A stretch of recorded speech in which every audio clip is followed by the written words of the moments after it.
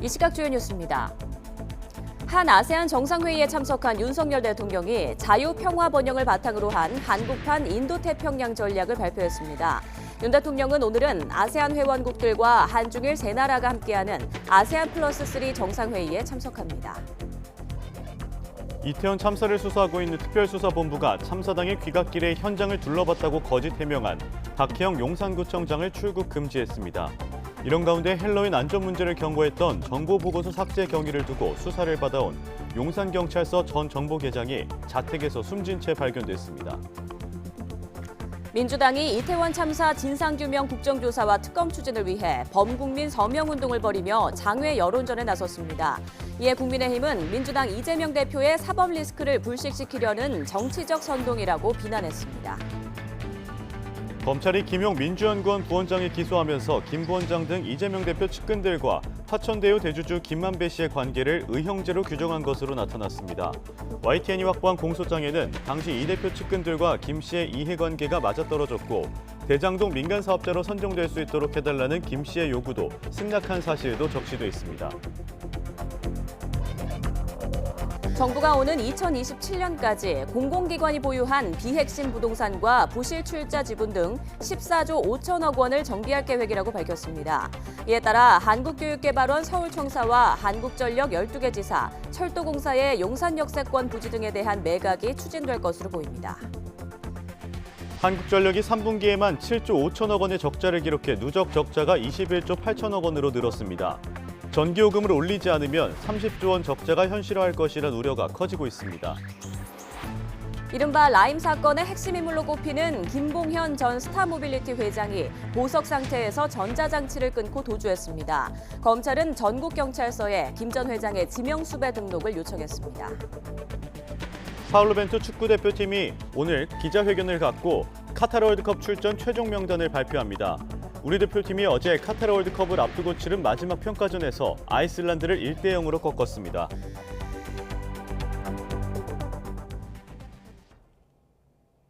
시청자 여러분 안녕하십니까? 토요일 굿모닝 YTN 시작합니다. 동남아 순방에 나선 윤석열 대통령이 캄보디아에 도착해 한 아세안 정상회의에 참석했습니다. 자유, 평화, 번영을 바탕으로 한 한국판 인도태평양 전략을 발표했는데 우리나라가 인태지역 특화 전략을 내놓은 건 처음입니다. 중국을 견제하는 미국과의 보조를 맞춘 것으로 해석됩니다. 캄보디아에서 박소정 기자의 보도입니다. 프놈펜 국제공항에 내려서는 윤석열 대통령과 김건희 여사. 캄보디아 측 인사들과 환영 인사를 나눈 뒤 바로 아세안 회의가 열리는 호텔로 향했습니다. 한 아세안 정상회의에서 윤 대통령은 이른바 한국판 인도태평양 전략을 발표했습니다. 저는 아세안을 비롯한 주요 국가와의 연대와 협력을 통해 자유롭고 평화로우며 번영하는 인도태평양 지역을 만들어 나가고자 합니다. 3대 비전으로 자유, 평화, 번영을, 3대 협력 원칙으로는 포용, 신뢰, 호혜를 내걸었습니다. 특히 보편 가치에 기초한 규칙 기반의 국제질서 원칙을 강조하며 이같이 말했습니다. 힘에 의한 일방적인 현상 변경은 결코 용인되어서는 안 될 것입니다. 분쟁과 무력 충돌을 방지하고 대화를 통한 평화적 해결 원칙이 지켜지도록 대통령실은 우리나라가 인태 지역에 특화한 전략을 제시한 것은 처음이라고 부연했습니다. 미중 패권 전쟁이 심해지는 가운데 상대적으로 중국 견제로 읽힐 수 있는 독자 인태 전략을 공개한 것은 미국의 보조를 맞추는 행보로 해석될 수 있습니다. 윤 대통령은 이와 함께 한 아세안 연대 구상으로 외교당국 전략 대화, 국방장관회의 정례화 등을 제시했습니다. 2024년 대화관계 수립 35주년을 계기로 한 아세안 관계를 포괄적 전략적 동반자 관계로 격상시키자는 제안도 내놨습니다. 이와 함께 북한이 대립과 충돌이 아닌 평화와 공존의 길을 택할 수 있도록 아세안이 함께 노력해달라고 당부하기도 했습니다. 대통령실은 인도태평양 전략의 구체적인 이행 로드맵을 적절한 시점에 공개하겠다는 계획입니다. 캄보디아 프놈펜에서 YTN 박소정입니다. 우리나라와 태국이 수교 70주년인 오는 2028년 포괄적 전략적 동반자 관계로 격상을 위해 한국-태국 공동행동계획을 채택했습니다. 윤석열 대통령은 아세안 참석차 방문한 캄보디아 프놈펜에서 태국 프라윳 짜노차 총리와 정상회담을 열고 정치 안보 분야 고위급 교류 확대 등 6개 우선순위 협력 분야를 통해 명확하고 호혜적인 성과를 지향하기로 했습니다. 윤 대통령은 양국은 역사적 경험과 민주주의, 시장경제라는 공동의 가치를 바탕으로 한 전통 우방으로 다양한 분야의 관계를 발전시켜왔다고 말했습니다. 4박 6일 일정으로 동남아 순방에 나선 윤석열 대통령이 오늘 아세안 회원국들과 한중일 3개국이 함께하는 아세안 플러스 3 정상회의에 참석합니다. 윤 대통령은 아세안 정상회의차 참석한 캄보디아 프놈펜에서 중국 리커창 총리, 일본 기시다 후미오 총리와 함께하는데 한중일 정상이 한자리에 모이는 건 윤 대통령 취임 이후 처음이자 지난 2019년 12월 이후 2년 10개월 만입니다. 네, 이처럼 윤석열 대통령이 동남아 순방에 나선 가운데 정치권에서는 MBC 취재진에 대한 전용기 탑승 배제를 두고 여진이 이어졌습니다. 민주당은 순방 프레스센터 예산까지 전액 삭감해야 한다고 주장했고 국민의힘은 자가당착일 뿐이라고 맞섰습니다. 정유진 기자의 보도입니다. 대통령 전용기 관련 여야 설전은 내년도 예산안 심사를 위한 문화체육관광위원회 전체 회의로 옮겨붙었습니다. 더불어민주당은 대통령이 정치를 오기로 하고 있다고 강하게 비판했습니다. 정치를 오기로 해서는 안 된다고 생각을 하거든요. 특정사를 배제하는 이것은 정말 맞지 않는 일이다. 이렇게. 47억 원 규모의 순방 프레스센터 운영 예산을 전액 깎아야 한다는 주장도 나왔습니다. 윤석열 대통령과 윤석열 정부가 이 언론을 대하는 태도가 이 간장종지만 하다 정말 태도의 변화가 없다면 이 예산은 단 한 푼도 국회에서 편성해서는 안 된다. 여당인 국민의힘은 특정 언론사 때문에 관련 예산을 삭감하는 것이야말로 언론 탄압이라고 맞받았습니다. MBC의 전용기 탑승 문제 때문에 다른 언론사들이 활용할 수 있는 이 예산을 전액 삭감하자는 것은 그야말로 자가당착으로서 그러면서 MBC가 여러 차례 가짜뉴스로 국익에 손상을 입힌 데 대한 경고성 조치라면서 대통령실을 적극 옹호했습니다. 어떤 고의성 오보를 내거나 혹은 과실로 해서 오보를 내거나 여러 가지 그런 경우가 있었을 때 출입처 금지를 시키는 경우가 왕왕 있었습니다. 비경제부처 예산심사에 출석한 한상혁 방송통신위원장은 민주당 주장에 공감했고 전용기가 공적 공간이고 취재가 이루어지는 공간이기 때문에 그런 우려가 있다는 보도들도 있었고 그 부분에 상당 부분 공감을 하고 있습니다. 추경호 경제부총리는 말을 아꼈습니다. 민감한 사항에 제대로 알지 못하면서 말씀드리는 건 좀 조심스럽기 때문에 본격적인 예산안 심사와 맞물려 전용기 탑승 배제 논란까지 불거지면서 여야 신경전은 갈수록 격화하는 모양새입니다. YTN 정유진입니다. MBC가 대통령실이 윤석열 대통령의 동남아 순방에 MBC 기자들의 대통령 전용기 탑승을 배제한 것은 언론의 자유를 침해한 것이라며 헌법 소원을 제기한다고 밝혔습니다. MBC는 특정 언론사만 대통령 전용기 탑승을 거부한 조치는 언론 자유라는 헌법적 권리를 침해한 것이라며 헌법 소원을 비롯한 법적 구제 절차를 밟기로 했다고 밝혔습니다. 이태원 참사와 관련해 특별수사본부의 수사를 받아오던 서울 용산경찰서 전 정보과 계장이 자신의 집에서 숨진 채 발견됐습니다. 많은 인파가 몰릴 것으로 우려된다는 내부 보고서를 부당하게 삭제하도록 했다는 혐의로 입건된 지 닷새 만입니다. 송재인 기자입니다. 서울 수유동에 있는 단독주택. 이곳에서 전 용산경찰서 정보계장 정모 씨가 숨져 있는 것을 가족들이 발견해 신고했습니다. 경찰청 특별수사본부가 이태원 참사와 관련해 정 씨를 입건한 지 닷새 만입니다. 특수부는 이번 헬로윈을 앞두고 작성된 용산경찰서 내부 보고서의 원본이 참사 이후 컴퓨터에서 삭제된 것과 관련해 당시 정보과장과 정보계장의 혐의점을 포착했다고 공식적으로 밝혔습니다. 특히 안전사고가 우려된다는 내용의 보고서 원본이 삭제된 점을 확인하고 작성자에게 작성 자체를 없던 일로 하자는 회유가 있었다는 진술도 확보했다고 상세히 설명했습니다. 이에 따라 특수부는 정 씨에게 직권남용과 증거인멸 혐의를 추가로 적용해 입건하고 정보관들을 잇따라 불러 보고서 삭제와 회유 의혹을 수사해왔습니다. 하지만 정 씨와 정복과장 모두 관련 혐의를 부인했던 것으로 전해졌습니다. 이전에도 서울지방경찰청 시스템에 보고가 올라가면 일선서 정보는 삭제해왔고 이 과정에서 부당한 지시는 없었다는 겁니다. 이태원 참사 이후 대기 발령 조치까지 내려진 정 씨가 극단적인 선택을 한 것으로 경찰은 보고 있습니다. 특수부는 국가에 헌신한 고인의 명복을 빈다면서도 보고서 삭제, 회유 의혹과 관련해 정 씨에게 소환을 통보한 적은 없다고 밝혔습니다. 처음부터 이태원 인파 보고서 삭제 의혹에 유독 집중하던 특수본으로서는 핵심 관계자가 숨지는 사건까지 발생하면서 더욱 곤란한 상황에 놓이게 됐습니다. YTN 송재인입니다. 이태원 참사를 수사하고 있는 경찰청 특별수사본부가 부실 대응 의혹을 받는 박희영 용산구청장을 출국금지 조치했습니다. 박 구청장이 참사 전후 행적을 두고 거짓 해명을 한 사실도 속속 드러나고 있습니다. 김다현 기자입니다. 이태원 참사 이후 언론 노출을 피하며 잠행 중인 박희영 서울 용산구청장. 이미 업무상 과실치사상 혐의로 지난 6일 입건됐는데 뒤이어 출국금지 조치도 내려졌습니다. 경찰청 특별수사본부는 박 구청장이 3차례 진행된 헬로윈 행사 안전대책회의에 단 한 번도 참석하지 않는 등 사전 대비를 소홀히 했다고 의심하고 있습니다. 이에 따라 이틀 연속 용산구 공무원들을 참고인으로 불러 헬로윈 행사와 관련해 어떤 안전대책을 세웠는지 집중적으로 캐물었습니다.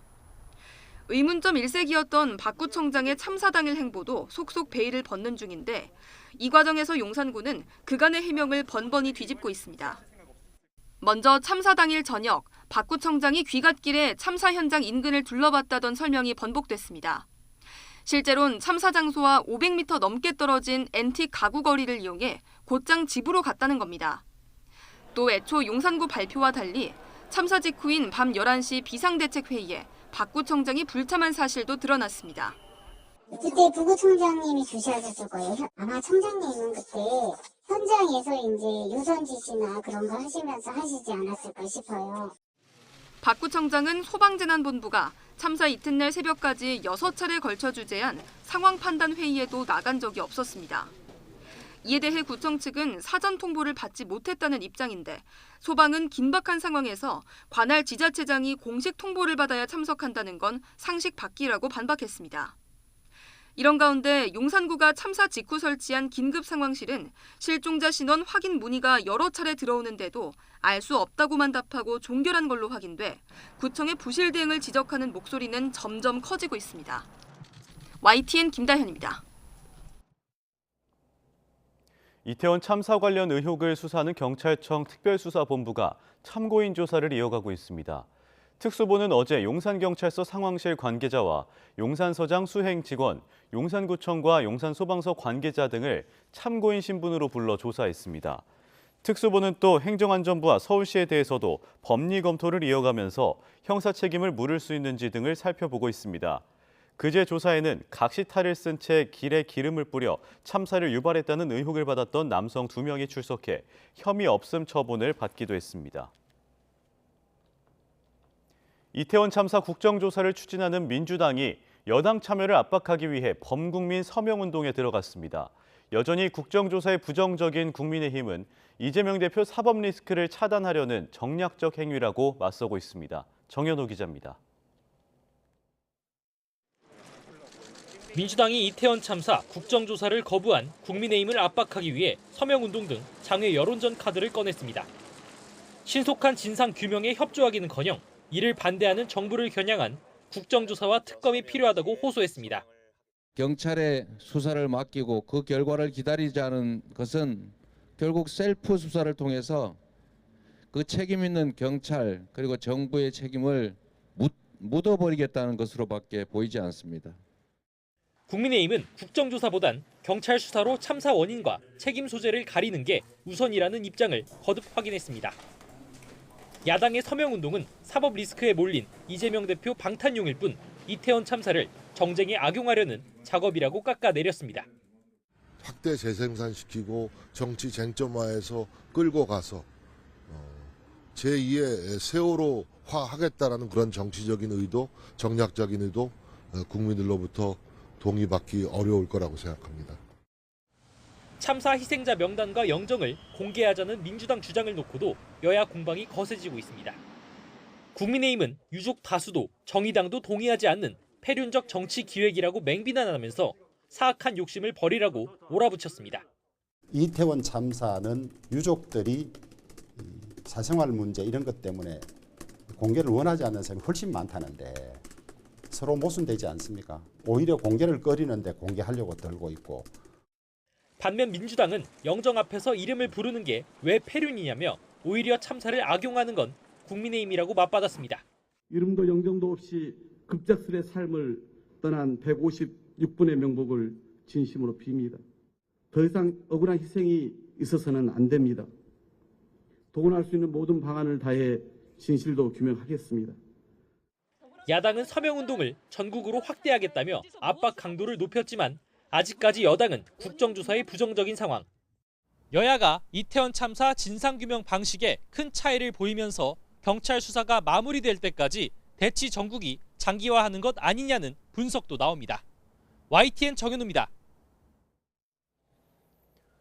정부 정책이나 예산안 등 주요 현안을 놓고 사사건건 부딪히던 여야는 이태원 참사 앞에선 한 목소리로 정부 책임론을 외치고 있습니다. 하지만 각 당의 주장을 자세히 들여다보면 그럼 대체 누가 잘못했는가를 따지는 대목에선 분명한 온도차를 드러내고 있습니다. 안윤학 기자가 보도합니다.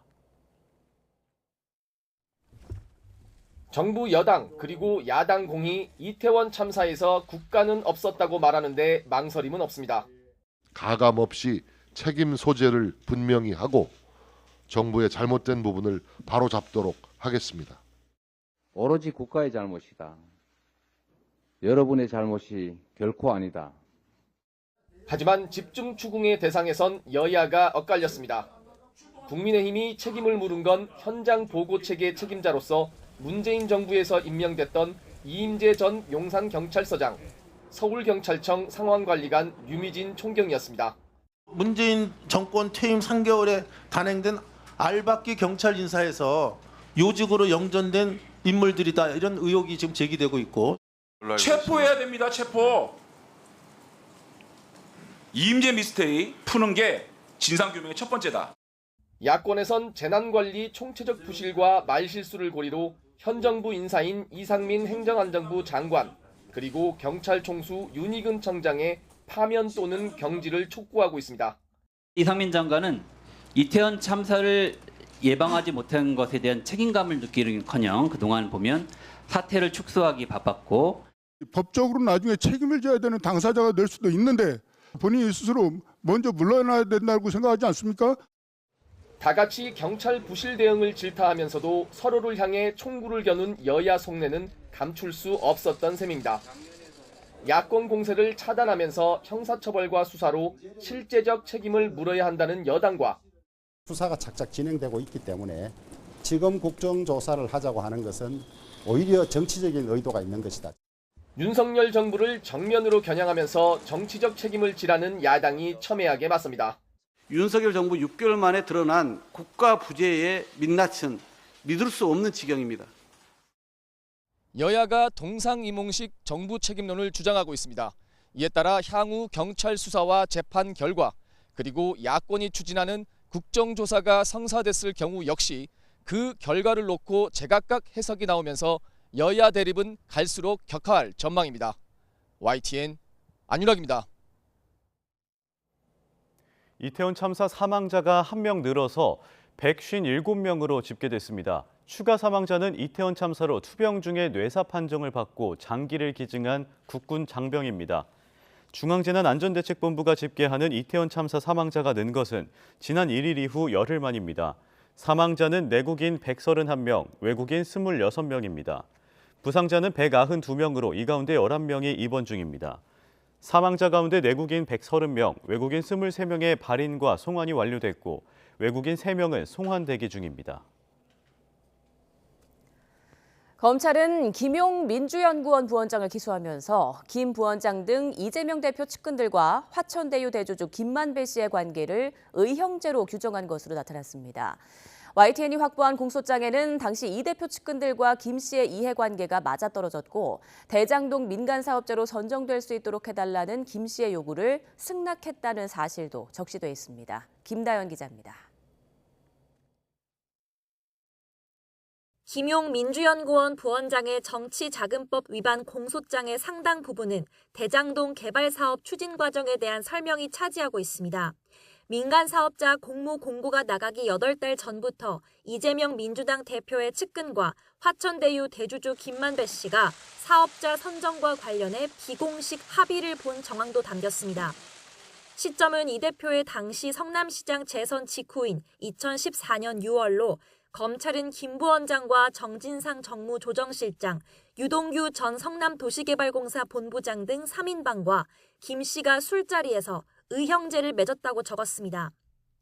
배경엔 김 씨의 법조계 인맥을 통한 이 대표의 리스크 관리가 필요했던 3인방과 사업상 편의를 원했던 김 씨의 이해관계가 있었습니다. 남욱 변호사 등 다른 민간 사업자와의 유착은 10여 년 전 성남도시개발공사 설립 추진 단계부터 등장합니다. 공소장을 보면 남 변호사는 이재명 시장 체제가 추진한 대장동 공공개발로 사업이 좌초될 위기에 처하자 2012년 2월 최윤길 전 성남시 의회 의장을 통해 유 전 본부장을 소개받습니다. 시의원의 반대로 공사 설립에 어려움을 겪고 있던 유 전 본부장 등은 결국 최 전 의장과 가까운 남 변호사를 포섭하기 위해 개발 방식도 민관으로 바꾸게 됩니다. 공사 설립 이후 김 부원장 등 3인방과 민간업자의 사이는 금품을 주고받는 유착 관계로까지 깊어졌고 검찰은 이 과정에서 업자들의 요구가 유 전 본부장과 정 실장을 타고 이 대표에게까지 전달됐다고 보고 있습니다. 공소 사실에 대해 김 부원장은 자신을 대장동의 공범으로 몰아가기 위한 창작 소설에 불과하다는 입장입니다. 검찰은 김 부원장 공소장에 이 대표를 공범으로 적진 않았지만 이 대표는 57번, 또 다른 측근 정 실장은 24차례 등장합니다. 대장동 사업으로 엮인 이 대표 측근과 민간업자가 성남시장 재선에 이어 대선 경선까지 한몸으로 움직였다는 게 지금까지의 검찰 판단으로 검찰은 향후 수사에서 이 대표의 연관성을 밝히는 데 수사력을 모을 거로 보입니다. YTN 김다연입니다. 이런 가운데 더불어민주당 이재명 대표는 대장동 의혹과 관련해 천화동인 1호 소유자 소위 그분이 정진상 당대표 정무조정실장, 김용 민주연구원 부원장이라는 것은 검찰의 황당한 주장이라고 밝혔습니다. 이 대표는 어제 SNS에서 화천대유 대주주인 김만배 씨와 유동규 전 성남도시개발공사 본부장, 정영학 회계사의 녹취록을 직접 보고 판단해보라는 글과 함께 뉴스타파 보도를 첨부하며 이같이 적었습니다. 정진상 정무조정실장의 뇌물 혐의를 수사하는 검찰은 정 실장과 대장동 일당의 오랜 유착을 강조하며 특히 지난 2014년 지방선거 과정에 주목하고 있습니다. YTN이 확인한 압수수색 영장에는 정 실장의 도움으로 위례 신도시 개발 사업을 따낸 민간업자들이 이재명 당시 성남시장의 재선을 돕고자 비자금을 조성하고 또 종교단체까지 동원해 여론전에 나선 정황이 구체적으로 적혔습니다. 나혜인 기자입니다. YTN이 확인한 정진상 실장의 압수수색 영장은 A4 용지로 30쪽이 넘습니다. 검찰은 이 가운데 3분의 1 이상을 정 실장 범죄 혐의의 배경을 설명하는 데 썼습니다. 특히 정 실장이 남욱 변호사를 비롯한 민간 사업자들과 오랜 기간 유착 관계에 있었다며 그 시작을 위례 신도시 개발 사업으로 봤습니다. 앞서 검찰은 위례 사업에서도 특혜가 있었다며 지난 9월 유동규 전 본부장과 남욱 일당을 재판에 넘겼는데 당시 성남시 정책비서관이던 정 실장도 이런 비리를 다 보고받고 승인했다고 본 겁니다.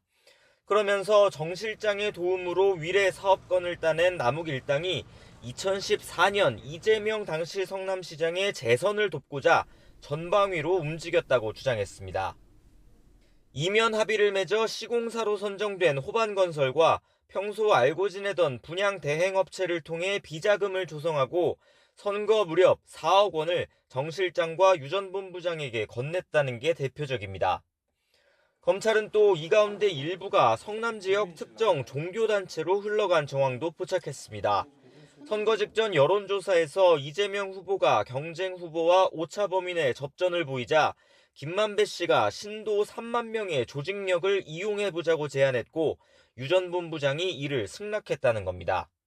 이 밖에도 검찰은 유 전 본부장과 남욱 일당이 이 후보의 형수 욕설을 옹호하는 온라인 댓글을 다는 등 여론전에도 열을 올렸다고 강조했습니다. 상대 후보 쪽엔 부정적인 여론을 조성하고자 천화동인 7호 소유주 배모 기자를 통해 언론사의 비위 의혹을 허위 제보하기도 했다고 봤습니다. 검찰은 정 실장이 이런 일을 모두 보고받았다면서도 애초 위례 사업에 특혜를 준 것에만 부패방지법 위반 혐의를 적용하고 나머지는 범죄 혐의로 적시하지 않았습니다. 불법 선거자금 4억 원 역시 직무 관련 대가성이 인정된 5천만 원에만 뇌물 혐의를 적용했습니다. 정치자금법 위반죄의 공소시효가 7년이라는 점도 고려한 것으로 보이지만 검찰이 거듭 정 실장과 대장동 일당의 유착을 강조하는 건 추가 수사를 염두에 둔 것으로도 해석됩니다. 특히 정 실장을 이재명 대표와 정치적 공동체로 규정한 만큼 대장동 일당과 이 대표의 연결고리를 규명하는 게 핵심 수사 대상이 될 것으로 보입니다.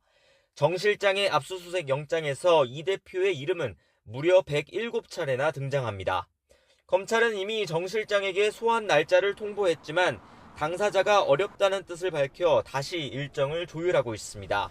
정 실장은 검찰의 모든 주장은 허구라며 정권의 정적 사냥은 실패하고 이재명의 결백함이 드러날 거라고 주장하고 있습니다. YTN 나힌입니다. 주말인 오늘 민주노총이 서울 도심에서 대규모 집회를 엽니다. 민주노총은 오늘 낮 12시 반부터 서울 숭례문 일대에서 전국 노동자 대회를 진행한 뒤 같은 장소에서 열리는 시민단체 전국민중행동의 촛불 집회에 합류합니다. 오늘 집회는 이태원 참사의 국가 책임과 책임자 처벌을 촉구할 방침인 것으로 알려졌습니다. 오후 5시쯤에는 대통령실 인근 삼각지역에서도 1만 명이 참가하는 촛불 집회가 열립니다. 라임 사건 핵심 인물로 꼽히는 김봉현 전 스타모빌리티 회장이 보석 상태로 결심 공판이 예정돼 있었던 어제 전자장치를 끊고 도주했습니다. 최근 잇따라 구속영장이 청구됐지만 기각됐었는데 도주한 뒤에야 보석 취소가 이뤄졌습니다. 이준엽 기자의 보도입니다. 경기도 팔당대교 남단입니다. 라임 사건의 몸통으로 불리는 김봉현 전 스타모빌리티 회장의 위치가 마지막으로 확인된 곳입니다. 법무부와 경찰이 풀숲을 헤치며 금속 탐지기로 김 회장이 차고 있던 전자장치를 찾고 있습니다. 이 근방에서는 아직 못... 김 전 회장은 보석 조건 가운데 하나인 손목형 전자장치를 끊고 도주했습니다. 자신의 특정경제범죄법상 횡령 사건에 대한 1심 결심 공판을 불과 1시간 반 앞둔 시점이었습니다. 하루 전에는 또 다른 라임 사태 관련 인물인 이종필 전 라임자산운용 부사장이 징역 20년형이 대법원에서 확정되기도 했습니다. 댐 방류를 안 하고 있는 상태니까 지금 그렇습니다. 지금 강북쪽에서도 지금 남양주 구조대에서 지금 수색을 하고 있어요. 김 전 회장은 재작년 5월 수원여객과 스타모빌리티 자금 수백억 원을 빼돌리고 정치권과 검찰에 금품과 향응을 제공한 혐의로 구속 기소됐습니다. 지난해 7월 법원은 보증금 3억 원과 주거 제한, 전자장치 부착, 참고인이나 증인 접촉 금지를 조건으로 김 전 회장을 석방했습니다. 검찰은 도주 우려가 있다면서 꾸준히 김 전 회장 구속을 시도해왔습니다.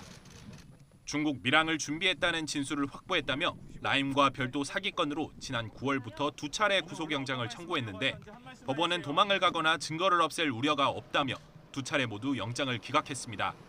그러자 검찰은 다시 보석 취소를 청구했습니다. 결국 김 전 회장이 도주한 뒤에야 법원은 뒤늦게 취소 신청을 받아들였습니다. 검찰은 전국 경찰서에 김 전 회장의 지명수배 등록을 요청했습니다. YTN 이준엽입니다. 이동재 전 채널A 기자의 협박성 취재 의혹을 처음 언론에 알리고 이후 명예훼손 혐의로 기소됐다가 구속된 제보자가 한 달 만에 보석으로 풀려났습니다. 서울중앙지방법원은 어제 법원이 정한 날짜와 장소에 출석하고 증거를 없애지 않겠다는 서약서를 쓰는 조건 등으로 이른바 제보자 X로 알려진 지모 씨의 보석을 허가했습니다. 다만 그동안 재판에 불성실하게 임해왔다며 지 씨의 석방을 반대해온 검찰은 법원의 보석 결정에 불복해 항고했습니다. CJ 대한통운 본사에서 농성을 벌인 전국 택배노동조합 간부 3명에 대한 구속영장이 모두 기각됐습니다. 서울중앙지방법원은 어제 공동주거침입 혐의를 받는 진경호 위원장과 김인봉 전 사무처장, 김경환 서울지부 사무국장의 구속영장을 기각했습니다. 재판부는 진 위원장과 김 사무처장은 증거를 없애거나 도망할 염려가 없고 김 사무국장은 범행 경위와 가담 정도를 볼 때 구속 필요성을 인정하기 어렵다고 밝혔습니다. 전남 순천시에 있는 폐기물 처리 시설에서 큰 불이 났습니다. 전국 곳곳에서 교통사고도 잇따랐습니다. 임성재 기자의 보도입니다.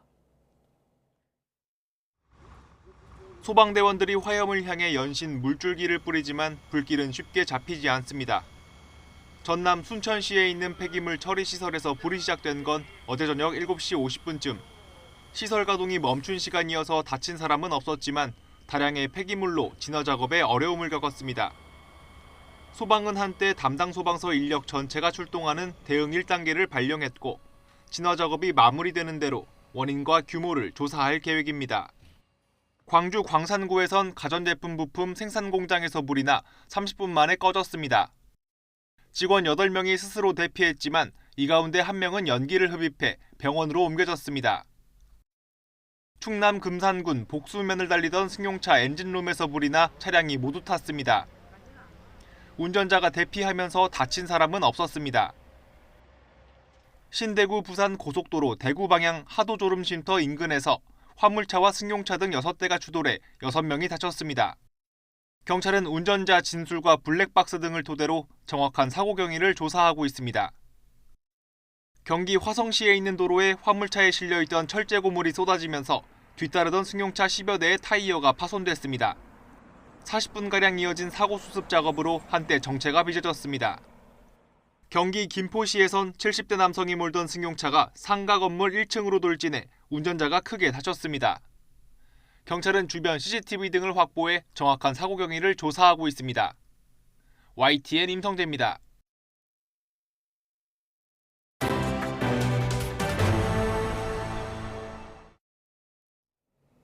한국전력이 3분기에만 7조 5천억 원의 적자를 기록해 이로써 누적 적자가 21조 8천억 원으로 늘었습니다. 전기요금을 더 올리지 않으면 30조 원 적자가 현실화할 것이란 우려가 나오고 있습니다. 보도에 박홍구 기자입니다.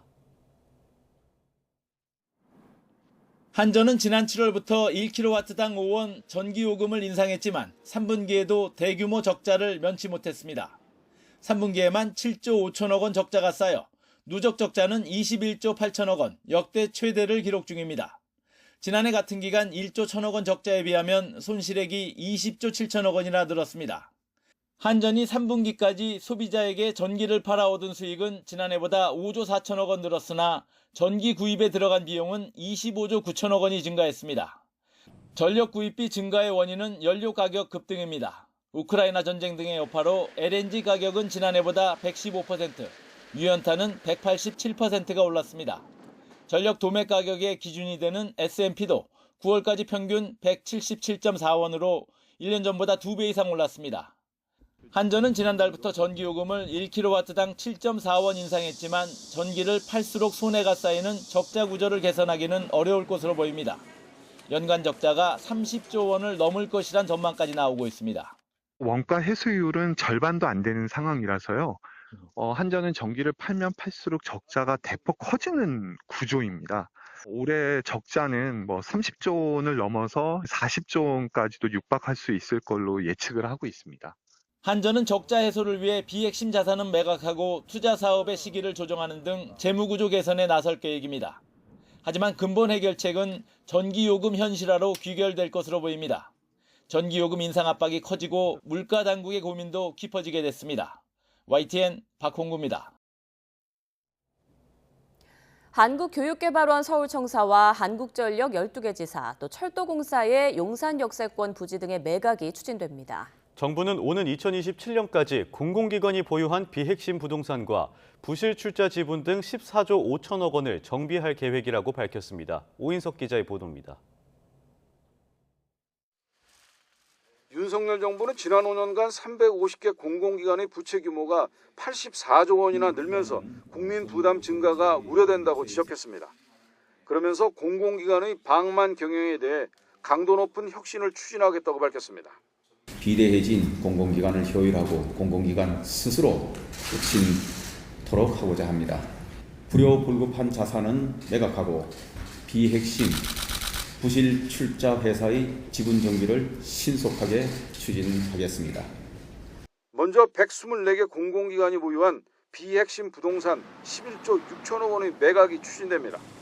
철도공사 용산 역세권 부지와 공무원 연금 도로부지, 마사회 서초부지 등이 매각 대상에 올랐고 한국교육개발원 서울청사와 한전 12개 지사, 기업은행 6개 지점도 매각 방침이 확정됐습니다. 한전과 신용보증, 산업은행 등이 보유한 골프 회원권과 조폐공사와 마사회 등이 갖고 있는 콘도 리조트 회원권도 처분됩니다. 비핵심과 부실 출자회사 지분으로 분류된 공공기관 지분 2조 2천억 원도 매각이 추진됩니다. 한전사나 발전 5구사의 인도네시아 바얀 광산 지분이 포함됐습니다. 여기에 한전 KDN과 마사회가 보유한 YTN 지분은 핵심 고유 업무와 무관한 지분으로 분류돼 매각 대상에 올랐습니다. 정부가 확정한 공공기관의 자산 매각과 지분 정리 규모는 오는 2027년까지 총 14조 5천억 원입니다. 정부는 기관별 자율 매각을 원칙으로 하되 매각 시 투명하고 공정한 매각 절차를 준수하고 22년에서 27년까지 기관의 연차별 계획에 따라 순차적으로 추진된다고 설명했습니다. 또 확정된 자산 효율화 계획이 원활하게 추진될 수 있도록 기관별 이행 상황을 점검하고 경영 평가에 반영하기로 했습니다. YTN 오인성입니다. YTN 지분을 보유한 공기업들은 애초 보유하겠다는 방침을 밝혔는데 설득력 약한 논리에 근거한 정부 의지에 밀려 최근 매각 방침으로 돌아섰습니다. 이승윤 기자가 보도합니다. YTN 지분은 한전 KDN이 21.43%, 한국 마사회가 9.52%로 공기업들이 30% 이상의 지분을 보유하면서 경영과 보도에 개입하지 않아 YTN은 준공영방송으로 분류됐습니다. 여당도 YTN을 공영방송의 하나로 인식할 정도입니다. 전반적으로 MBC, KBS, YTN, 연합뉴스 4개를 동시에 저렇게 비교하다 보니까 28일, 29일 저렇게 방송을 했습니다. 4개 공영방송이 저렇게 방송을 했기 때문에 많은 사람이 그게 몰린. 한전 KDN은 지난 8월 지금 시점에서 매각하면 투자 원금 대비 손실로 이어지므로 YTN 지분을 계속 보유하겠다는 혁신계획 초안을 산업통상자원부 혁신-TF에 제출했습니다. 또 광고 수익 증가와 사업 영역 확장으로 매출액과 영업이익 증가가 기대된다는 점도 언급했습니다. 하지만 8월 23일 산업부 공공기관 혁신-TF는 합리적이지 않다는 단 2줄짜리 검토 결과를 내놓습니다. 결국 한전 KDN은 9월 16일 매각 추진 의견을 산업부에 제출합니다. 4대 주주인 한국 마사회도 비슷한 과정을 겪습니다. 지난달 17일 정기환 회장은 국정감사장에서 YTN 주식 보유 관련 의견을 밝혔습니다. 방송 매체의 특성상 말산업 홍보에도 또 도움이 되는 측면도 있고 해서 지금까지는 이제 검토한 바가 없고 또 8월 말에 농식품부와 협의 속에서 혁신 계획안을 낼 때도 그때까지는 구체적인 검토를 한 바가 없습니다. 하지만 최근 마사회는 YTN 주식 지분을 팔겠다는 방침을 기재부에 다시 제출한 것으로 파악됐습니다. 수익률이 높지 않고 공익적 지능이 없다고 주장하는 정부의 의지가 반영된 겁니다. 25년 동안 주식을 갖고 있었는데 수익률도 별로 높지 않고 그런 공익적 기능이 없다고 보여지기 때문에 공공혁신 차원에서 이거를 저희가 아마 TF에서 매각을 공고한 걸로 알고 있습니다. 하지만 YTN의 매출은 90년대 200억 원대에서 1,300억 원대로 성장했고 최근 5년 연속 영업이익을 내는 안정적인 경영 실적을 토대로 주주들에게 꾸준히 이익을 배당해왔습니다. YTN은 국내에서 숱하게 공정한 미디어 1위를, 영국 로이터 저널리즘 연구소가 매긴 매체 신뢰도에서도 2년 연속 1위를 기록했습니다. 공적 지배구조 덕분에 YTN은 언론 공공성 평가에서 최상위를 차지하며 공익적 기능을 다해왔습니다. YTN 이승윤입니다. 공공기관 운영위원회의 YTN 지분 매각 결정은 언론의 공적 기능에 대한 고민 없이 공기업 경영 효율화의 명분으로 단행됐습니다. 언론학자들은 방송, 특히 보도 채널인 YTN은 공적 역할을 보장할 수 있도록 충분한 사회적 논의가 이루어져야 한다고 강조합니다. 이승은 기자입니다. 공기업의 YTN 지분 매각 논의가 표면화된 건 이번이 세 번째입니다. 이명박 정부는 대선 특보 출신 사장을 반대하던 YTN 사원들에 대해 주식을 매각하겠다며 압박했습니다. 문재인 정부도 공기업이 언론사 주식을 보유하고 있을 이유가 없다며 매각 방침을 밝혔지만 서울신문 지분만 매각했습니다. 문제는 이번까지 세 차례 모두 언론의 공적 기능에 대한 고민이 없었다는 점입니다. 다른 수익처가 많이 있을 수 있는데 여기에 계속 돈을 묻어두고 있는 것은 한전 KDN의 그 재무 구조에 상당히 좋지 않은 영향이 있다 이렇게 보여지고요. 특히 YTN은 공적 기능이 큰 보도 채널이어서 공공기관 운영위원회의 이번 매각 결정에 대해 학계에서 우려가 나오고 있습니다. 앞으로 주식 매각 방식과 새 지배구조 등이 공기업 이사회와 방통위 승인 과정에서 구체화될 전망이어서 충분한 사회적 논의가 필요하다는 지적입니다. 그동안에 이제 공적인 소유에서 담보할 수 있었던 공적 기능들을 대신할 수 있는 안전장치 또는 사회적인 책임을 수행할 수 있는 여러 가지 지배구조의 장치들이 필요할 거라고 생각이 됩니다. 또 공적 책무를 위해서는 YTN 내부적으로도 숙제가 적지 않습니다. 학자들은 보도의 자율성을 넘어서는 높은 수준의 윤리 강령을 실천해야 정부가 바뀔 때마다 불거지는 공정성 논란에서 자유로울 수 있다고 조언합니다. 공적 책무의 내용이 구체적이지 않다라는 거죠. 어떤 일을 해야 되는지, 어떤 일을 해서는 안 되는지 이제 이런 부분이 명확하게 나와 있지가 않습니다. 윤리 강령들을 지금 모든 언론사가 다 가지고 있는데 사실 선언적인 수준이 굉장히 많고 또 보면 굉장히 오래됐어요. 영국 BBC의 경우 프리랜서 진행자까지 포함한 보도 구성원 대부분 소셜미디어에서도 사실에 근거하지 않은 개인적 주장을 금지하는 등 높은 수준의 내부 강령을 운영하고 있습니다. YTN 이승은입니다. 이 시각 주요 뉴스입니다. 한 아세안 정상회의에 참석한 윤석열 대통령이 자유, 평화, 번영을 바탕으로 한 한국판 인도태평양 전략을 발표했습니다. 윤 대통령은 힘에 의한 일방적인 현상 변경은 결코 용인되어서는 안 될 것이라면서 보편 가치에 기초한 규칙 기반의 국제질서 원칙을 강조했습니다. 이태원 참사를 수사하고 있는 특별수사본부가 참사 당일 귀갓길에 현장을 둘러봤다고 거짓 해명한 박희영 용산구청장을 출국 금지했습니다. 헬로윈 안전 문제를 경고했던 정보보고서 삭제 경위를 두고 수사를 받아온 용산경찰서 전 정보계장이 자택에서 숨진 채 발견됐습니다.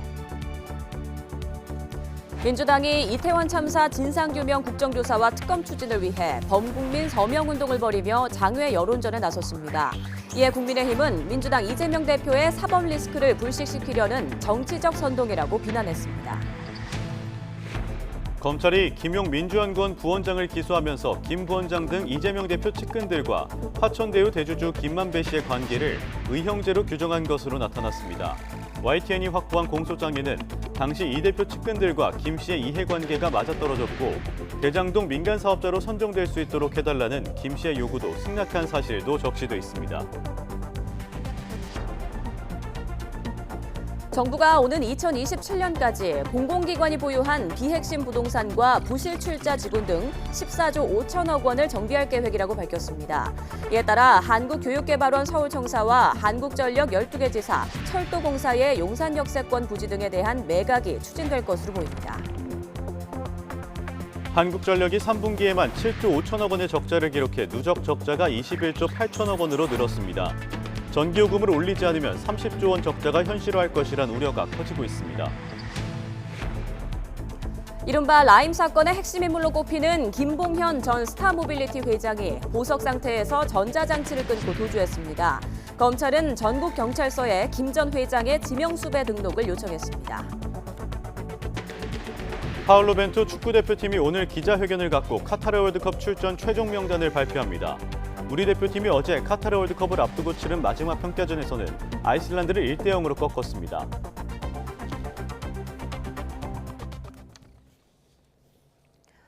네, 굿모닝 YTN 이어갑니다. 4박 6일간의 일정으로 동남아 순방에 나선 윤석열 대통령이 오늘은 아세안 회원국들과 한중일 3개국이 함께하는 아세안 플러스 3 정상회의에 참석합니다.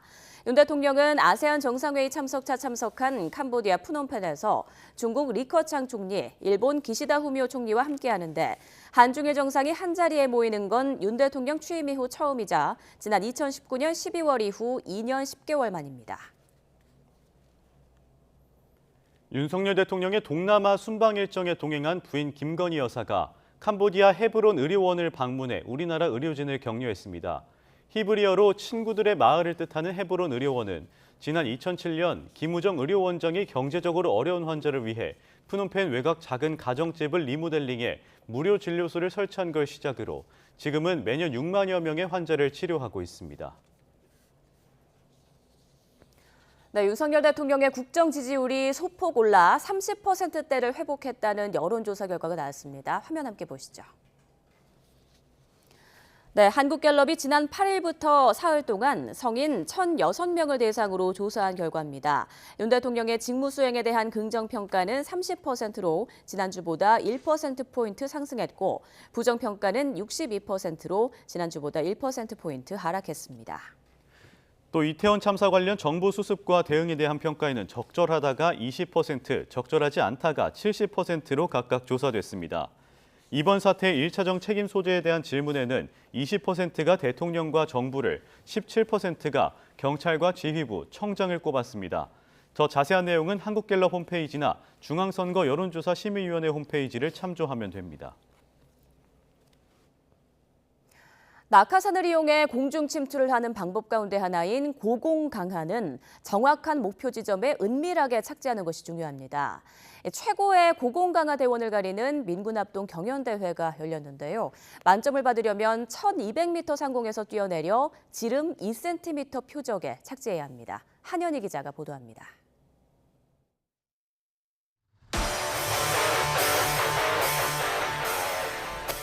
약 지상 3,000m 상공. 8일 맞잡은 특전사 요원들이 신호에 맞춰 헬기 밖으로 몸을 던집니다. 4명이 한 조를 이뤄 자유낙하를 하며 다양한 대형을 펼칩니다. 시시각각으로 변하는 풍향과 풍속을 이겨내고 안정적인 팀워크를 보여주는 것이 승부의 관건. 요원들은 이런 과정을 통해 유발 상황이 발생하더라도 신속하게 조치할 수 있게 공중에서의 이동과 회전을 속달하게 됩니다. 정밀 강화는 정밀한 착지 능력이 가장 중요합니다. 1,200m 상공에서 뛰어내려 지름 2cm, 거의 100원짜리 동전 크기의 표적에 착지해야 만점. 표적에서 1cm씩 멀어질 때마다 1점씩 감점됩니다. 불가능에 가까운 목표로 보이지만 엄청난 반복 훈련과 경험을 바탕으로 결국 불가능을 가능케 합니다. 95년도에 고공강화 수료 이후에 28년여간 임무 수행하고 있습니다. 매해 참가하고 있는 고공강화는 매년마다 모든 선수들이 실력이 향상되고 있습니다. 유사시 국가의 국민과 재산을 보호하는 특전 요원이 되겠습니다. 지난 1997년 처음 열린 뒤 올해로 44번째를 맞은 고공강화 경연대회. 육군 특전사령부가 주관한 이번 대회에는 특전사와 민간 동호인, 공군 대표팀 등 18개 팀 98명이 참가해 기술을 교류하고 유대를 강화했습니다. YTN 한현입니다. 이번 미국 중간선거는 향후 미국의 대북 정책과 관련해서 우리에게도 관심사 중에 하나였습니다. 하원 선거가 공화당의 승리로 끝났지만 바이든 정부의 대북 정책은 큰 틀의 변화가 없을 것으로 보이는데요. 북한의 7차 핵실험이 변수가 될 것으로 보입니다. 신현준 기자입니다. 미 중간선거에서 공화당은 하원에서 다수당의 위치를 확보했습니다. 바이든 대통령은 공화당의 압승을 막았다고 자평했지만 향후 대북 정책에 영향을 미칠지가 관심사입니다. 공화당이 한반도 문제를 다루는 하원 외교위나 군사위 등에서 바이든 정부의 대북 정책에 대한 개입을 시도할 가능성이 있기 때문입니다. 그러나 두 정당 모두 비핵화 원칙을 강조하고 있는 만큼 큰 변화는 없을 것으로 전망됩니다. 현재의 대북 정책보다 조금 더 강경한 대북 정책들을 계속해서 주문을 하고는 있습니다. 아마도 이제 하원 공화당이 이제 임기를 시작하게 되면 아마 그런 식의 청문회들은 열릴 가능성이 있으나 그것 자체가 미국 행정부의 정책을 직접적으로 바꾸는 것은 아니기 때문에. 하지만 준비를 마친 북한의 7차 핵실험은 예정된 수순을 밟을 것으로 보입니다. 다만 시기에 대한 관측은 엇갈립니다. 머지않아 도발할 것이란 예측도 있지만 굉장히 비용을 많이 들여서 단기간 내에 한반도의 긴장을 계속 고조시켰기 때문에 이 국면을 계속 이어가기는 북한도 부담이 된다. 그 의미는 그리 오랜 시간을 기다리지 않고 7차 실험까지 연결해서 일종의 방점을 찍을 가능성이 있습니다. 내년 1, 2월로 늦춰질 것이란 전망도 나옵니다. 과거에도 보면은 김정은 생일이나 김정일 생일 그런 날이나 그런 날 이전에 했습니다. 핵실험을 북한 주민들의 체제에 대한 충성심을 유도하는 중요한 하나의 계기로 삼아왔고, 이런 가운데 북한이 지금도 영변 핵시설을 가동해 플루토늄을 생산하고 있다는 분석이 나와 우려가 커지고 있습니다. 북한이 7차 핵실험을 단행할 경우 바이든 정부의 대북 정책이 유약하다는 비판을 내온 공화당의 목소리가 커지면서 중국 견제 등에 집중된 미국 대외 정책에 변화를 불러올지 주목됩니다. YTN 신현주입니다. 미국 중간선거를 두고 민주당은 졌지만 잘 싸웠다면서 한숨을 돌렸고 공화당은 속내가 복잡합니다. 이른바 트럼프 키즈가 선거에 부정적이었다고 비판을 받으면서 트럼프 전 대통령은 궁지에 몰리고 있습니다. 조용성 기자입니다. 미국 상원 중간선거의 현재 스코어는 동점에 가깝습니다. 이 때문에 거대 양당 중 어디가 상원을 장악할지는 다음 달 6일 조지아주 결선 투표에서 결정될 가능성이 큽니다. 50대 50이 되면 부통령이 상원 의장을 겸한덕에 다시 민주당으로 기울기 때문에 경합지를 잇따라내준 공화당은 물러설 수 없는 승부입니다. I want everyone to call a friend and tell your friend to get out and vote. Tell your friend you got to go out and vote. Let's win this thing one more time. Let's build a Georgia that embraces all of our children. Let's get it done. 안개 속에 놓인 상원에 이어 하원 압승을 놓친 공화당 내부에서는 트럼프 책임론이 커지고 있습니다. 공화당 소속인 버지니아주 부지사는 유권자들이 매우 분명한 메시지를 줬다며 트럼프를 지지하지 않겠다고 선언했고, 공화당 소속 펜실베니아주 한 상원 의원은 트럼프가 경쟁력 없는 자신의 측근을 주지사 후보로 내세우면서 지역 전체의 지지율을 끌어내렸다고 일갈했습니다.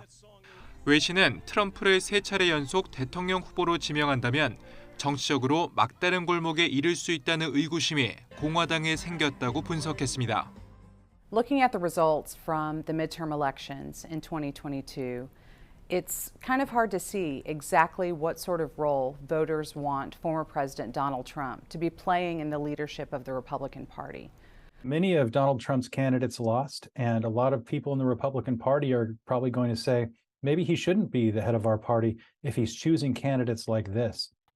트럼프 측에서도 오는 15일로 예고된 대선 재출마 선언에 대해 이견이 나오고 있습니다. 대변인을 맡았던 한 인사는 자신이 아는 한 측근 중에 중대 발표를 예정대로 하라는 사람은 하나도 없다고 분위기를 전했습니다. 트럼프 전 대통령이 대선 출마 선언 일정을 변경할지 결단을 내리지 못한 것으로 알려진 가운데 선거 전보다 감당해야 할 정치적 부담이 커진 것은 확실해 보입니다. YTN 조용성입니다.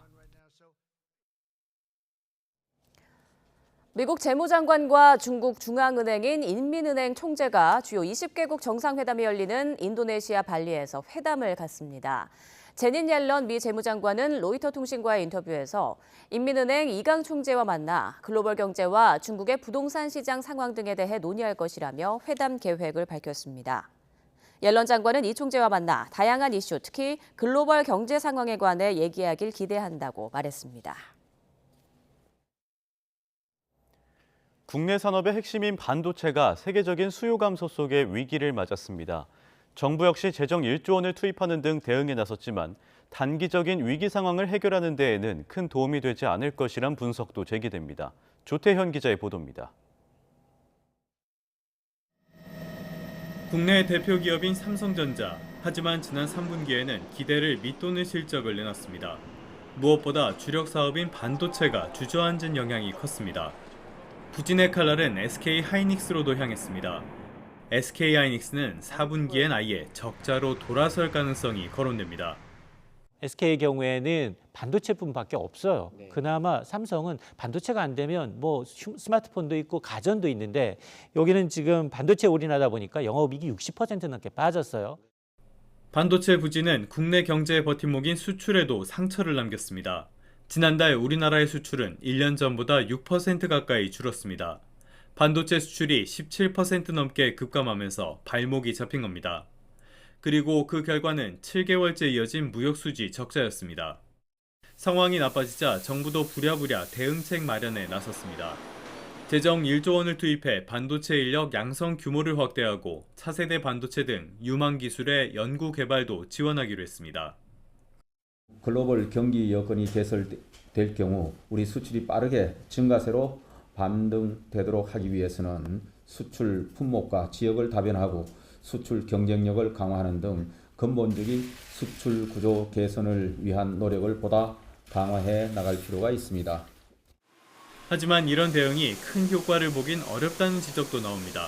중장기적으로는 필요한 일이지만 단기적인 효과를 기대할 만한 대책은 아니기 때문입니다. 이번 정책들이 사실은 중장기적인 한국의 반도체 역량을 기르는 점에서 바람직할 수는 있으나 지금 최근에는 역시 수요가 문제가 돼서 수출이 감소하는 양상이라 단기적인 효과는 기대하기 어려울 것 같습니다. 반도체가 부진한 가장 큰 이유는 세계적인 경기 침체와 이에 따른 수요 악화입니다. 대외적인 변수가 해소되기 전까진 극적인 반전을 기대하기 어렵다는 우려가 나오는 이유입니다. YTN 조태현입니다. 대규모 인출 사태로 유동성 위기에 직면한 가상화폐 거래소 FTX가 파산 보호를 신청하고 최고 경영자도 자리에서 물러났습니다. 이번 사태는 가상화폐 업계에서 최대 규모의 참사가 될 수 있다고 로이터 통신은 전했습니다. FTX는 트위터에 올린 성명에서 전 세계 모든 이해 당사자들의 이익을 위해 자산을 현금화하고 질서정연한 검토 절차를 시작하기 위해 자발적인 파산 보호 절차를 시작했다고 밝혔습니다. 대통령 직속 노사정 사회적 대화기구인 경제사회노동위원회가 전문 임기제 공무원 14명을 한꺼번에 물갈이하기로 하면서 논란이 일고 있습니다. 경사노위 측은 인적 쇄신 차원이라고 밝혔는데 야당은 사실상 부당해고라며 김문수 위원장의 경질을 촉구하고 나섰습니다. 최명신 기자의 보도입니다. 경사노위가 소속 전문 임기제 공무원 14명 전원에게 계약 종료를 통보했습니다. 경사노위가 전문 임기제 공무원을 한꺼번에 물갈이하기는 이명박 정부 시절이었던 지난 2008년 이후 14년 만입니다. 계약 종료 통지를 받은 사람들은 사회적 대화 의제 발굴 조사와 분석 홍보 업무를 해왔는데 대부분 문재인 정부 시절 채용됐습니다. 경사노위는 내부 규정에 따라 5년 이내로 전문 임기제 공무원과 계약을 맺어왔습니다. 경사노위 측은 조직 분위기를 쇄신하고 위원회의 전문성을 강화하고자 하는 취지이며 계약이 종료된 사람들이 다시 응시할 기회도 열려 있다고 밝혔습니다. 경사노위는 이른 시일 내에 신규 채용 공고를 낸다는 방침입니다.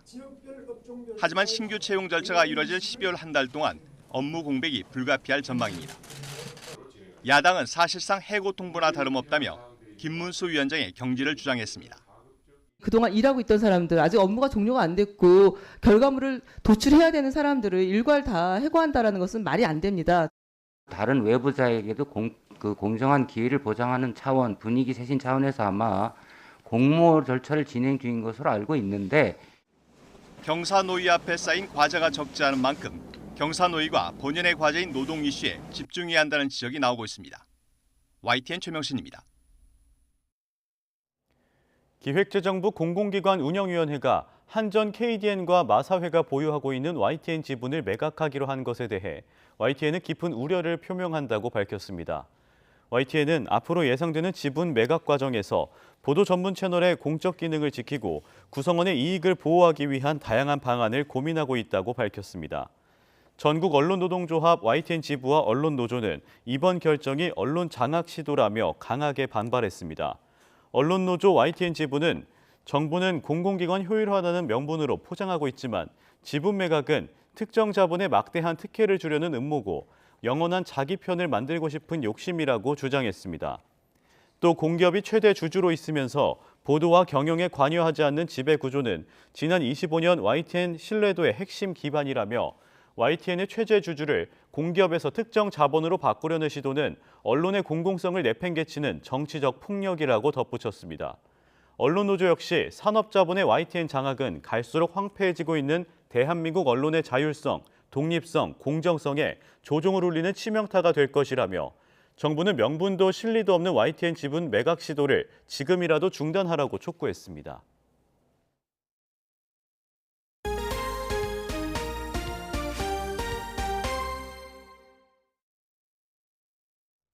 코로나19 신규 환자가 계속 증가하는 등 7차 유행은 이미 본격화하고 있습니다. 정부는 백신 접종을 최선의 대비책으로 강조하고 있는데 다음 주 시작되는 BA.4.5 대응 개량 백신이 접종률을 끌어올릴 수 있을지 주목됩니다. 김평정 기자입니다. 코로나19 신규 환자가 이틀 연속 5만 명대 중반을 기록했습니다.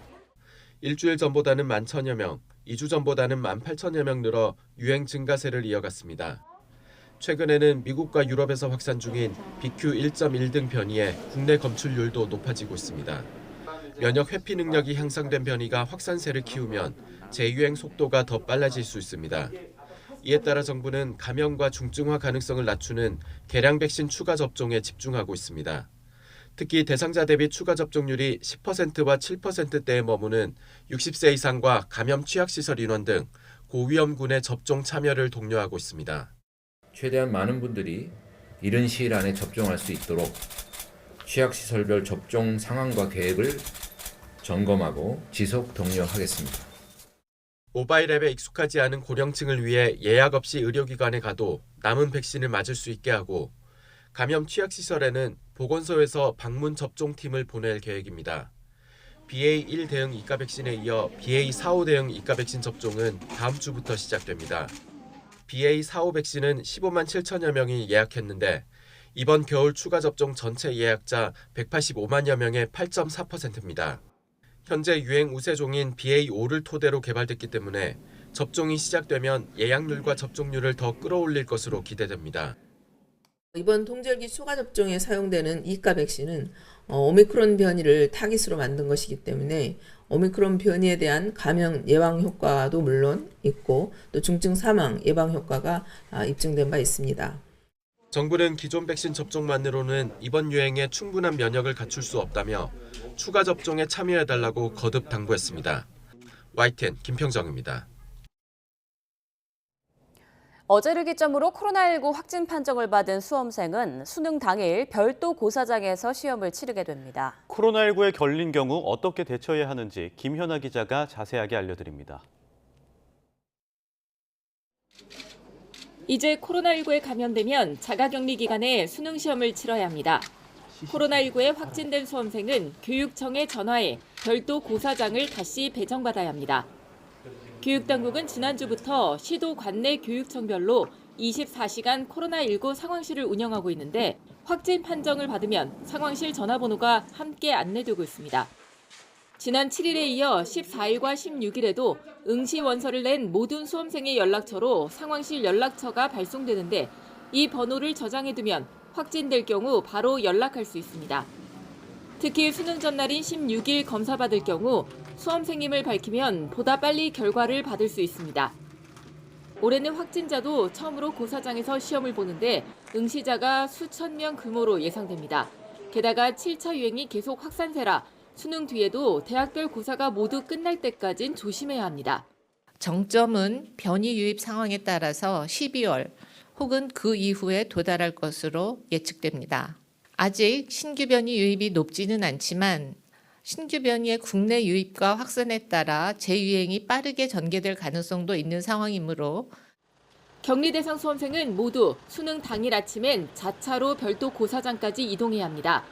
차가 없는 경우 각 교육청에서 구청을 연결해 차량을 지원하기 때문에 코로나19에 확진되면 즉시 교육청에 알리는 게 가장 중요합니다. YTN 김연아입니다. 원자력 발전소는 그 사용만큼이나 안전한 해체 작업이 중요해서 주요 국가들이 그 기술 개발에 몰두하고 있습니다. 특히 핵 연료봉이 들어있는 내부 구조물은 물로 채워져 있고 방사능 수치도 높아 해체에 고도의 기술이 필요한데 국내 연구진이 절단 연습을 실제와 같이 할 수 있는 시뮬레이터를 개발했습니다. 양회영 기자의 보도입니다. 작업자가 시뮬레이터를 이용해 영구 정지된 고리 1호기에 핵 연료봉이 들어있는 내부 구조물 벽면을 절단합니다. 구멍이 있는 벽면 부분은 자르지 않는 등 절단 위치와 모양을 자유롭게 바꾸고 두께에 따라 레이저의 세기도 바꿔가며 절단을 시도합니다. 국내 연구진이 개발한 훈련용 원전 해체 시뮬레이터입니다. 레이저의 출력과 벽면의 두께, 강도 등 실제 데이터 값을 토대로 해체 작업에서 원전 구조물이 어떻게 절단되는지 물리적 현상까지 반영했습니다. 원자로 내부 수중 환경을 모사해 방사능 요소와 함께 다양한 절단 실험 결과를 축적 분석한 덕분입니다. 이를 통해 작업자는 2차 폐기물 발생을 최소화한 절단 방법을 연습할 수 있고 절단 폐기물을 용기에 최대한 효율적으로 적재하는 방법까지 훈련할 수 있습니다. 레이저 출력이 얼마나 필요하고 속도를 어떻게 해야 될지 이걸 알 수가 없기 때문에 어떻게 출력을 제어하면서 할 수 있는가를 이 시뮬레이터가 어느 정도 미리 예지를 해주는 역할을 하고 있죠. 전 세계에서 영구 정지된 원전은 200기가 넘고 30년 이상 운전한 노후 원전 역시 300기에 달해 앞으로 원전 해체 시장은 확대될 것으로 예상됩니다. 하지만 원전 해체 경험을 가진 나라는 미국과 일본, 독일, 스위스 등 4개국뿐이며 이들 국가는 원자로 내부에 작업자를 투입하는 전통적인 방식으로 원전을 해체했습니다. 연구진은 개발한 시뮬레이터를 실물 모형과 연동해 원전 해체 훈련을 위한 디지털 트윈을 구축한다는 계획입니다. 세계 원전 해체 시장 규모는 오는 2050년 200조 원에 달할 것으로 예상됩니다. 이번에 개발한 훈련용 시뮬레이터가 실제 원전에서의 수중 절단 환경을 그대로 구현해낸 만큼 세계 원전 해체 시장에서 새로운 경쟁력을 확보할 수 있을 것으로 기대됩니다. YTN 사이언스 양우영입니다.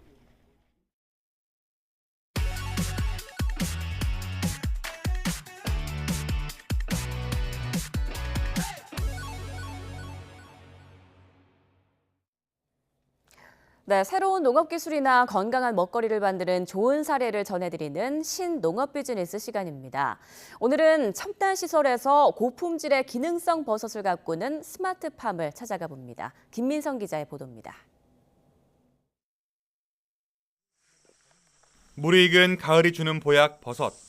자연산은 여느 약초 못지않게 비싼 값에 팔립니다. 인기가 많아 매년 이맘때 불법 임산물 채취 단속이 되풀이될 정도입니다. 그렇다면 가격이 하늘과 땅 차이인 양식으로는 자연산의 아성에 도전할 수는 없는 걸까? 창고형 스마트팜 안에 들어와 있습니다. 자연과 거리가 먼 이곳에서 자연산 버섯을 넘기 위한 실험이 진행되고 있습니다. 겨울에 벌레였다가 여름에 버섯이 된다는 뜻의 동충하초. 원래 자라나려면 곤충 사체가 필요한데 기존 버섯균과 쌀로 이 자연의 법칙을 살짝 바꿨습니다. 유기농 현미를 배지, 즉 영양분으로 삼아 소비자 기호에 더 다가간 겁니다. 버섯에 들어있는 항암 성분과 노화 방지하는 성분들 같은 경우에 연구기관에 맡겼더니 저희 스마트팜에서 재배한 것들이 일반적인 것보다 1.5배에서 2배가량 더 높은 것으로 확인되어 있습니다. 이처럼 스마트팜에서 버섯을 기른 건 변수를 통제하기 위해서였습니다. 빛과 온도, 습도 같은 외부 환경을 원하는 대로 맞춰 생산 효율과 품질을 모두 잡았습니다.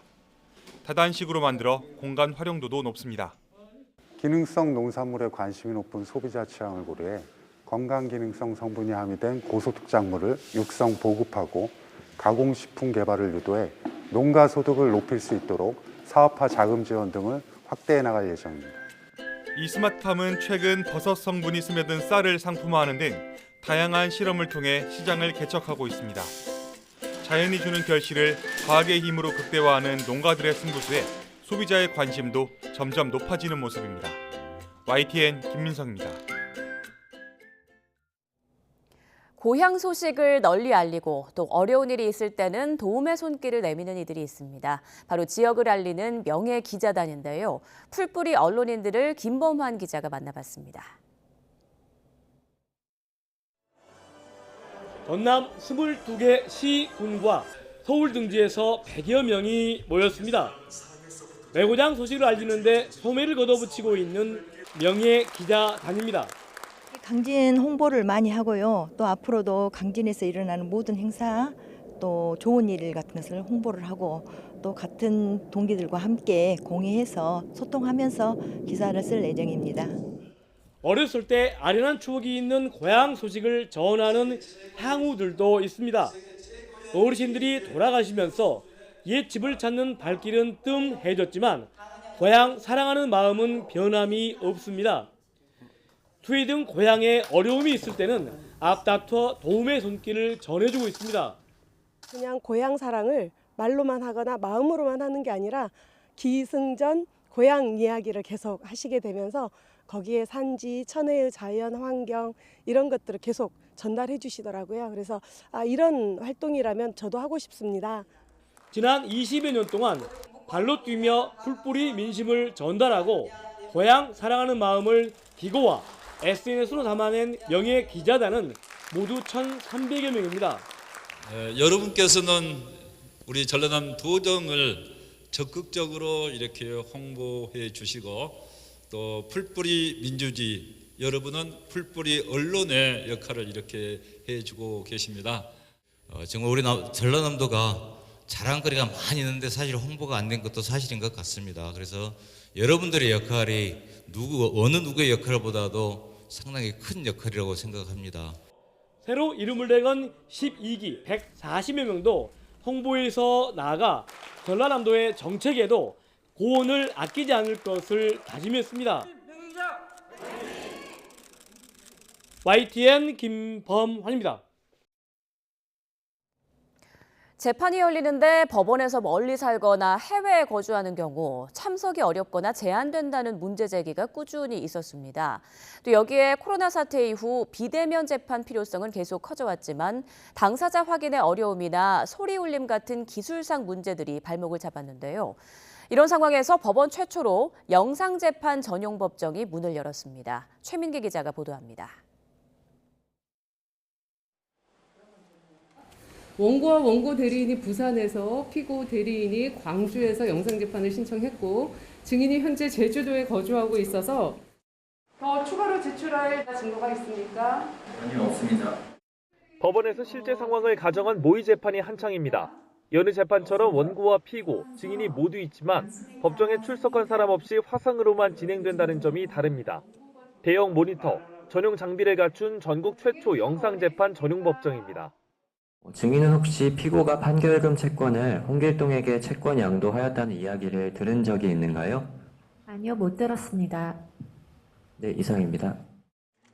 기존 영상재판은 일반 법정 내 스크린을 통해 진행되는 방식이었지만 이곳에선 재판부가 원하는 배치대로 선명한 화질의 당사자들 화면을 모니터에 자유롭게 구성할 수 있습니다. 당사자들 역시 화상회의 프로그램을 이용하듯 재판에 참여할 수 있고 법정 옆 시청각실에선 실시간 방청도 가능합니다. 영상재판은 그동안 해외나 먼 지역에 사는 당사자들의 재판 참석이 어려운 점, 성폭력 피해 아동이 법정에서 가해자를 마주하는 문제들이 제기되면서 주목받았습니다. 코로나 확산까지 더해져 비대면 재판 필요성은 더 커졌지만 늘 기술적 문제가 뒤따랐습니다. 영상재판을 해본 판사들은 당사자들을 확인하고 표정을 살피는 데 어려움을 겪었고 소리 울림과 같은 기술적 문제도 있다고 토로했습니다. 그 증인의 표정 또는 증인의 몸짓, 눈빛 이런 것들까지 종합적으로 고려해야 되는데 스크린의 어떤 선명도나 화질이 그런 부분을 자세히 판단하기에는 좀 부족한 측면이 있었는데요. 서울중앙지방법원은 전용법정 개소식과 시연회를 진행하고 이번에 마련된 전용법정 6곳을 실제 재판에서 활용해 나갈 예정입니다. 국민의 사법 접근성을 높이고 시대의 변화에 맞는 미래지향적인 재판의 모습을 모색하는 계기가 되었으면 합니다. 법원은 이번 전용 법정 도입이 영상재판의 기술적 한계를 개선해 활용 범위를 크게 높일 것으로 기대하고 있습니다. YTN 최민기입니다. 지금 중동 이집트에서는 27차 UN 기후변화협약 당사국 총회가 열리고 있습니다. 지구가 맞닥뜨린 기상이변을 막을 실효성 있는 합의를 이끌어낼지 주목되는 가운데 환경 활동가들의 목소리는 유례없이 커지고 있습니다. 임수근 기자입니다. 올해 세계적인 이목을 끈 환경운동가들의 미술관 습격 사건은 이제 고전이 되었을 정도입니다. 이들의 수프와 페인트 세례를 받은 건 고흐와 모네의 명작을 비롯해 영국 중앙은행인 잉글랜드은행, 자동차 회사 에스턴 마틴 등 지금은 셀 수도 없이 많아졌습니다. 최근엔 시위 장소도 변하고 참가 인원도 훨씬 많아졌습니다. 그린피스와 멸종저항이라는 두 환경단체 회원 100여 명은 무분별한 항공기 사용을 지목하면서 네덜란드 스키폴 공항을 점거했습니다. 이들은 스키폴 공항이 연간 1,200만 톤의 이산화탄소를 배출한다며 비행기 사용을 줄일 것을 요구했습니다. 기후 행동가들은 기상 이변이 심각한 만큼 당장 탄소 배출을 줄이기 위한 행동에 들어갈 것을 각국 정부 등에 요구하고 있습니다. We don't want to be out doing this, but we are desperate. We are scared. We are angry. As a young person, I'm terrified I'm going to be denied the right to grow old. 이를 보는 대중들은 혼란스럽습니다. 이들의 주장에 마음으론 동조하지만 표현 행동까지 찬성하기엔 거부감이 따릅니다. It totally defeats the purpose. I think they only raise aggressions against the purpose that they want to. 독일 숄츠 총리는 환경운동가들의 과도한 시위가 기후변화에 대한 관심보다는 짜증과 반감을 불러온다며 방향 전환을 요구했습니다. Andere Wege gibt, in denen man seine Meinung auch ausdrücken kann und vielleicht könnte ein bisschen Kreativität nutzen. 하지만 기후변화 협약 총회가 끝내 성대한 말 잔치로 끝날 경우 환경운동가들은 더욱더 행동으로 내달릴 것으로 보입니다. YTN 임수근입니다. 겨울이 시작됐다는 절기 입동이 지났지만 계절을 착각한 봄꽃들이 여기저기 피어나고 있습니다. 지구온난화 등에 따른 기상이변으로 봄꽃 개화 시기의 변동성이 심해지면 생태계에 큰 영향을 줄 수 있다는 우려도 커지고 있습니다. 송세혁 기자의 보도입니다. 울긋불긋 가득했던 단풍잎이 어느덧 하나둘 떨어져 막바지로 접어든 가을. 봄에 피는 사과꽃이 앙상한 가지 위에서 수줍게 하얀 꽃잎을 열었습니다. 노란 개나리도 봄을 맞은 듯 호숫가를 따라 흐드러지게 피어났습니다. 호수를 찾은 청둥오리 등 겨울 철새들이 계절의 변화를 알리는 것과는 대조적입니다. 개나리가 11월에 피니까 신기하기도 하면서 이상 기후가 생겼구나 싶어서 걱정도 되는 것 같아요. 햇볕이 내리쬐는 도로변 곳곳에도 봄의 전령 산철쭉이 난데없이 자줏빛 꽃망울을 터뜨렸습니다. 겨울나기를 준비하던 나비는 봄꽃인 병꽃나무 꽃잎을 부지런히 오가며 꿀을 채취합니다. 기온이 올라갔을 때는 겨울을 지나서 봄이 온 줄 알고 그걸 이제 호르몬적으로 착각을 해가지고 개화를 하는 경우고요. 봄꽃의 평균 개화 시기에서도 기상이변은 확인됩니다. 국립산림과학원이 최근 17년간 147개의 수종을 분석한 결과 60, 70년대와 비교해 평균 개화 시기는 들쭉날쭉 차이가 났습니다. 이상 한파가 덮친 2010년부터 2013년 사이에는 개화 시기가 평균 3일 늦었지만 이후 2년 동안은 반대로 이상 고온으로 인해 평균 8일이나 빨리 개화했습니다. 이와 관련된 곤충이나 새의 활동 시기에도 영향을 미치기 때문에 기상이변의 빈도가 증가하고 또 지속된다면 생태계의 안정성과 생물 다양성에도 영향을 미칠 수 있습니다. 철 모르고 피어난 봄꽃은 기후 위기에 대해 자연이 보내는 소리 없는 경고일 수 있습니다. YTN 송세혁입니다.